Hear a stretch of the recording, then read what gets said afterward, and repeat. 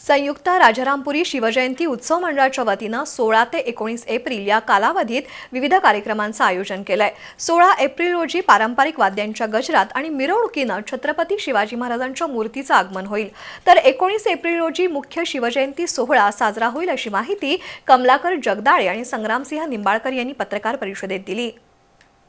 संयुक्त राजारामपुरी शिवजयंती उत्सव मंडळाच्या वतीनं यंदा 4 दिवस विविध कार्यक्रमांचं आयोजन केलंय। 16 एप्रिल रोजी पारंपरिक वाद्यांच्या गजरात छत्रपती शिवाजी महाराजांच्या मूर्तीचं आगमन होईल। 17 एप्रिल रोजी छत्रपती शिवाजी महाराज आणि संभाजी महाराजांच्या शौर्यावर आधारित व्याख्यान आणि राम भारत शिवायन या कार्यक्रमाचं आयोजन केलंय। 18 एप्रिल रोजी पावनखिंड लढाईवर भाष्य करणारं नाटक आणि सांस्कृतिक कार्यक्रम होतील। 19 एप्रिल रोजी स्केटिंग रॅली काढली जाईल। सकाळी 10 वाजता शिवजन्मकाळ सोहळा झाल्यानंतर सायंकाळी 7 वाजता कलाकारांचा गुणगौरव आणि 8:30 वाजता सुभेदार नाटकाचा प्रयोग होईल।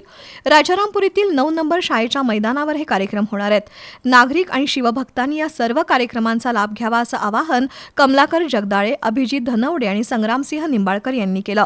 पत्रकार परिषदेला अंकुश निपाणीकर, संजय जाधव, किशोर खानविलकर, दत्तात्रय गायकवाड यांच्यासह मंडळाचे पदाधिकारी उपस्थित होते।